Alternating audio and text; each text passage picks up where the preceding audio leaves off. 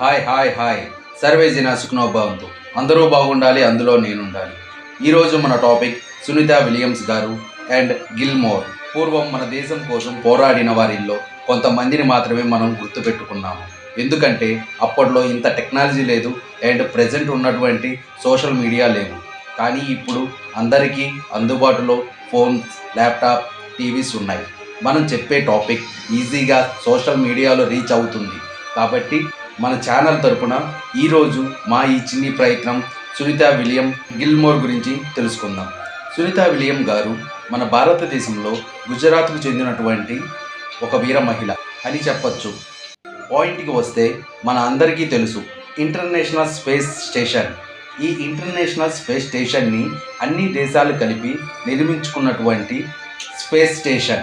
ఈ space station మనం నివసిస్తున్న భూమి నుండి సుమారు 400 కిలోమీటర్ల నుండి 430 కిలోమీటర్ల దూరంలో ఉంది. అది ప్రతి 90 నిమిషాలకు ఒకసారి భూమి చుట్టూ తిరుగుతుంది.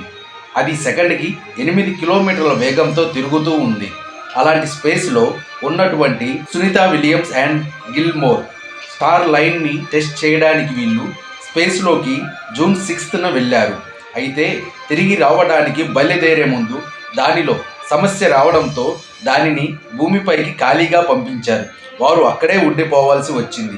సునీత విలియమ్స్ అండ్ గిల్మోర్ తిరిగి రావడానికి 9 నెలల టైం పట్టడానికి కారణం ఎటువంటి రాజకీయ పరిస్థితులు కాదు.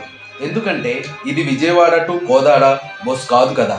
అందువలన ఇలాంటి ఆపరేషన్ని సక్సెస్గా రన్ చేయడానికి 9 to 12 months టైం పడుతుంది.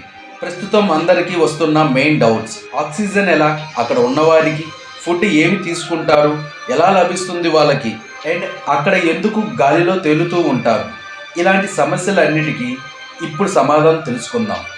సంవత్సరంలో 6 to 8 టైమ్స్ కార్గో షిప్స్ వెళ్తూ ఉంటాయి.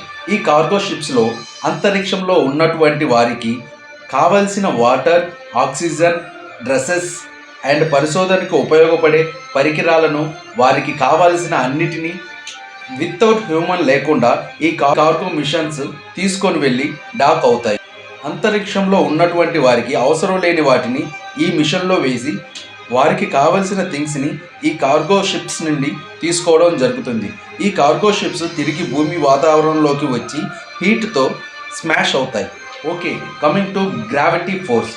ఎగ్జాంపుల్గా చెప్పాలంటే న్యూటన్ సెకండ్ లా ఫార్ములా F=ma అంటే force equal mass into acceleration. అసలు ఏమీ అర్థం కాలేదు, సైన్స్ పరంగా వద్దు, సింపుల్గా చెప్పమంటే మనం భూమి మీద ఉన్నప్పుడు మనం ఎంత ఎత్తు జంప్ చేసినా చివరికి చేరేది నేలపైనే కదా. అంటే మన హెడ్ పైన కొంత ఫోర్స్ అనేది యాక్ట్ అవుతూ ఉంటుంది. కానీ అంతరిక్షంలో అలా ఉండదు. ఇక్కడ మైక్రో గ్రావిటీ ఉంటుంది. అందువలన మనం అంతరిక్షంలో పైకి ఎగురుతూ పైపైనే తేలుతూ ఉంటాము. అలాంటి పరిస్థితుల్లో శరీరంలో చాలా మార్పులు వస్తాయి. అంటే ఎముకలలో స్ట్రెంగ్త్ తగ్గిపోవడం, కంటి చూపు సమస్యలు రావడం, అలా చాలా సమస్యలు రావడానికి ఛాన్స్ ఉంటుంది. అందువల్ల వీరు అక్కడ daily 2 to 2.5 hours exercise, nutrition పద్ధతులు పాటించడం తప్పనిసరి. ఇలా ఎన్నో సమస్యలు ఎదుర్కొని చివరికి 9 నెలల తర్వాత మన వద్దకి చేరుకుంటున్న సునీత విలియమ్స్ అండ్ గిల్మోర్కి ఫైనల్లీ కంగ్రాచులేషన్స్. అప్పట్లో స్టీఫెన్ హాకింగ్ గారు ఏం చెప్పారు, మనకు ఒక టైం లైన్ ఇచ్చారు. నెక్స్ట్ 200 years తర్వాత భూమి నివాసయోగంగా ఉండదు అని చెప్పారు. ఇక్కడ సునీత విలియం గారు ఒక ముఖ్య పరిశోధనకి బెస్ట్ ప్రాక్టికల్ పర్సన్గా నిలిచారు. ఎందుకంటే మానవుడు అంతరిక్షంలో అధిక ప్రయాణం చేయాలని అనుకుంటున్నాడు. కేవలం అంగారగ్రహానికి వెళ్ళాలంటే 6 నెలలు పడుతుంది. తిరిగి రావడానికి అంగారగ్రహం భూమికి దగ్గరగా వచ్చిన తర్వాత మాత్రమే, అంటే ఆల్మోస్ట్ 2.5 years టైం పడుతుంది. ప్రస్తుతం సునీత విలియం గారు చేసిన 9 months జర్నీ అంటే అరౌండ్ 1 year టైంకి అంతరిక్షంలో ఉండే పరిస్థితులను మరియు వారి జీవన విధానాన్ని ఈ 2.5 years జర్నీకి ఒక మార్గంగా ఉపయోగపడుతుంది. Thank you for watching. ఇలాంటి వీడియోస్ మీ ముందుకు తీసుకొని రావడానికి మీరు మాకు ఇచ్చే ఒకే ఒక బలం. Please like and subscribe. జై హింద్.